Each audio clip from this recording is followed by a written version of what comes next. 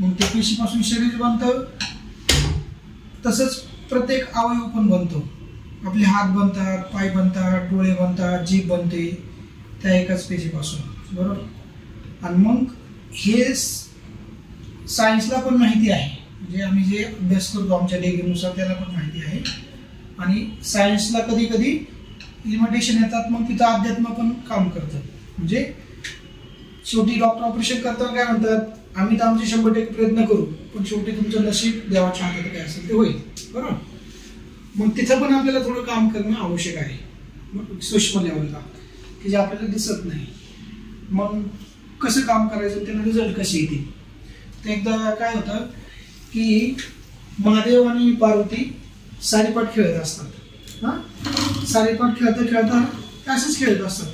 मध्येच नारद मुनी येतो. नारद मुनी म्हणतो, काय असं खेळताय, जरा पैज लावून खेळा की.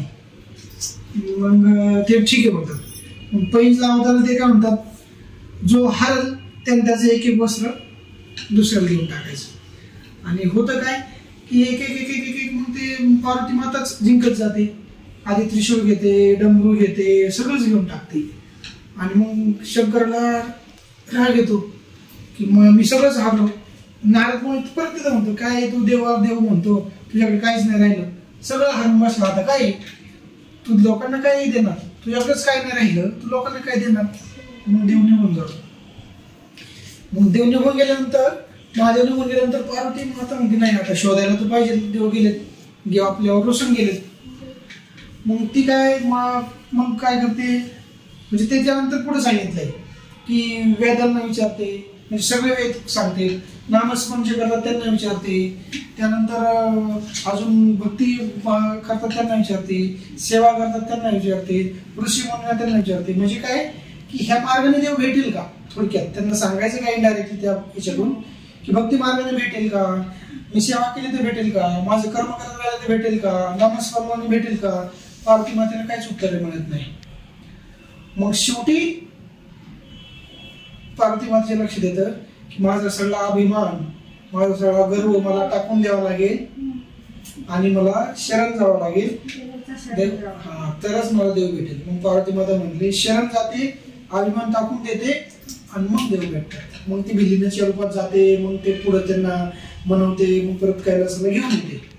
ह्याच्यातून सांगायचं हे तात्पर्य आहे की अध्यात्माचा फायदा आपल्याला आपल्या शरीराला, आपल्या आधाराला 100% भेटणार, पण त्यासाठी आपल्याला आपला अहंकार, आपला मीपणा टाकून घेऊन 100% शरण जावं लागणार.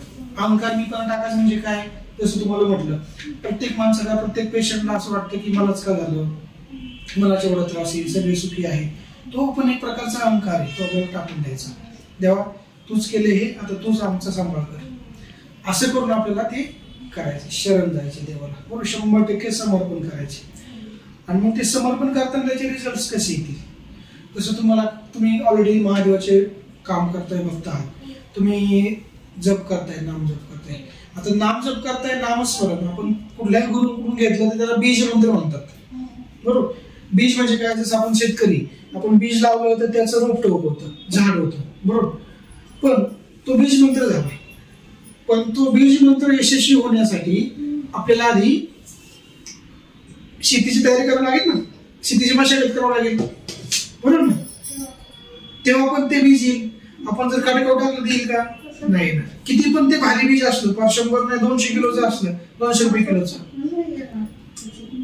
मशागत करावं लागेल, बरोबर.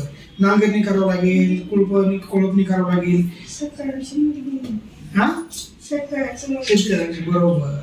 मग ती नांगरणी करायची, ती शेतीची तयारी करायची, मशागत करायची, म्हणजे मेडिटेशन, म्हणजे ध्यान. आता तुम्हाला नामस्मरण कसं करायचं ते सांगतो. सँडविच बघितले तुम्ही, इकडून एक हे असतं पाव, इकडून एक पाव असतो आणि मध्ये आपण काकडी, टोमॅटो वगैरे असं टाकतो, त्याला म्हणायचं सँडविच.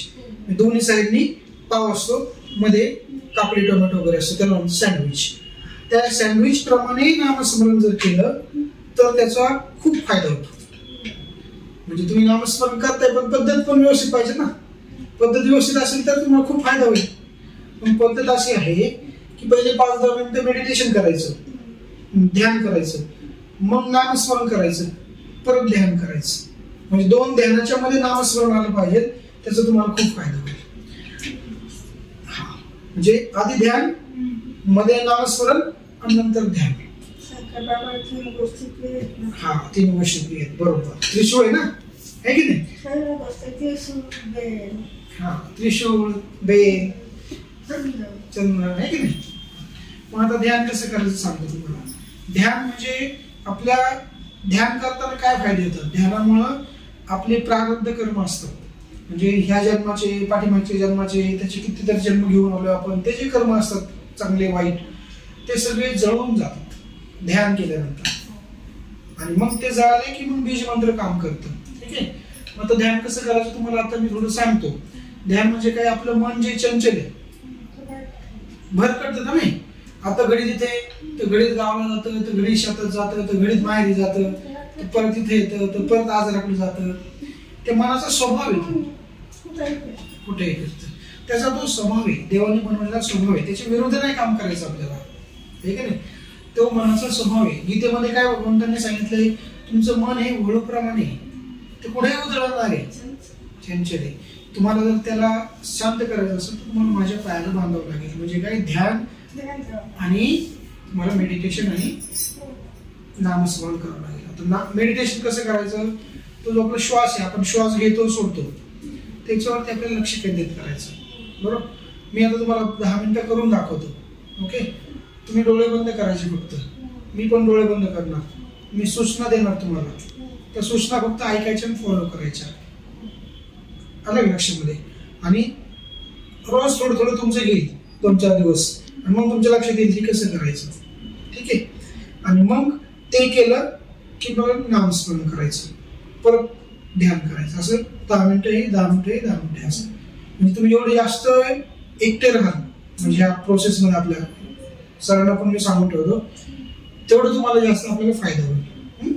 आता हे जे सगळं आहे तुम्हाला मी शिकवतो.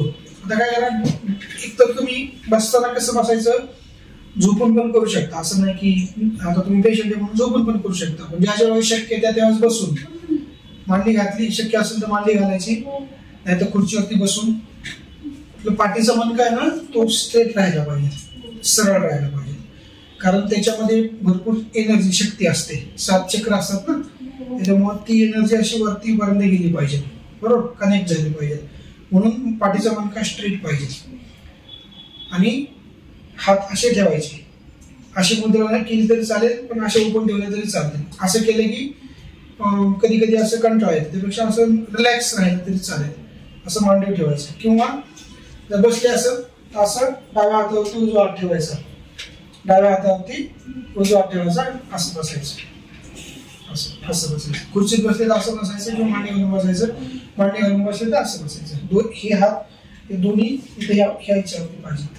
बरं, मांडी घातले त्यावेळेस. आणि इतर वेळेस बसून जर केलं तुम्ही तर असं करायचं. बरोबर. ठीक आहे. आता मी तुम्हाला सूचना देतो, त्या सूचनेप्रमाणे फक्त फॉलो करायचं.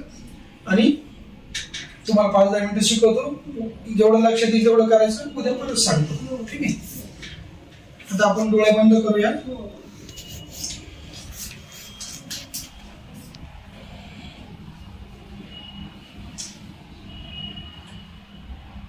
एक मोठा खोल श्वास घ्यायचा आणि सोडायचा.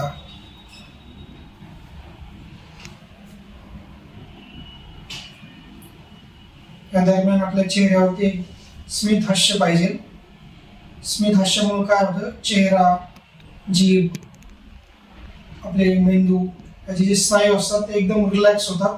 त्याचा आपल्या शरीराला आणि आपल्या असणाऱ्या आजाराला खूप चांगला सकारात्मक बदल घडतात. म्हणून चेहऱ्यावरती स्मित हास्य ठेवायचं.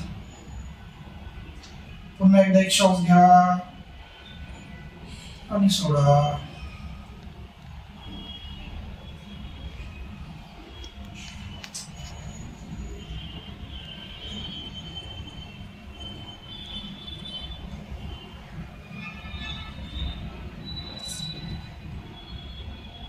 आता हे सर्व विश्व ओम हे नावापासून बनलेलं आहे. म्हणून आपण 3 वेळेस ओमचा उच्चार करणार. श्वास घ्यायचा आणि मग श्वास सोडताना ओमचा उच्चार करूया. श्वास घ्या.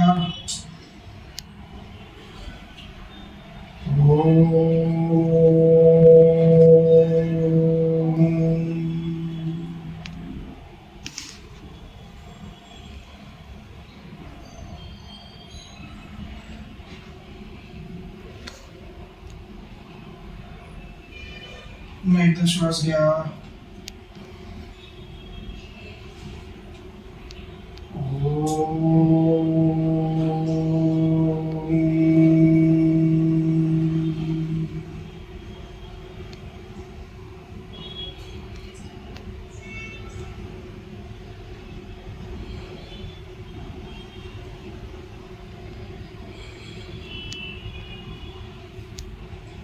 एकदा श्वास घ्या.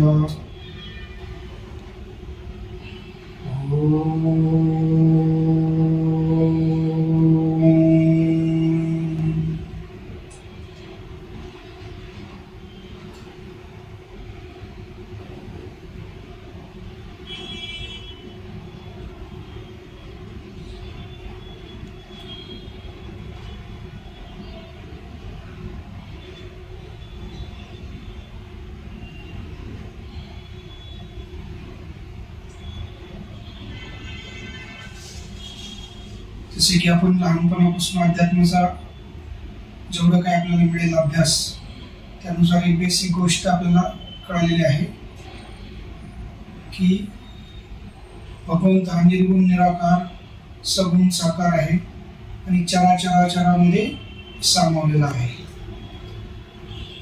याचाच अर्थ आपण जो श्वास घेतो आणि सोडतो त्या प्रत्येक श्वासामध्ये भगवंताची ऊर्जा आहे.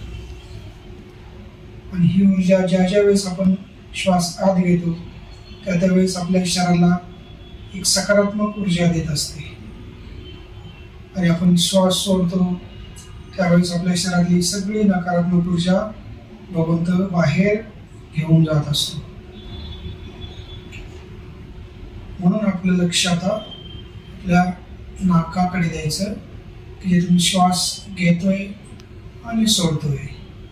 कुठल्याही प्रकारचा ताण जबरदस्ती न घेता एकदम साक्षी भाव या पद्धतीने श्वास घ्यायचा आणि सोडायचा आणि त्याच्यावरती फक्त आपलं लक्ष द्यायचं. एकदम असं लक्ष खूपच द्यायचे, ताण येईल असंही नाही. एकदम शांत चित्ताने लक्ष देत राहायचे. श्वास घेतला आणि सोडला. एक 2 ते 5 मिनिटं आपण फक्त श्वासावरती लक्ष देऊया. त्या दरम्यान विचार येतील आणि जातील, जसे ढग येतात आणि जातात, जसं पाण्याच्या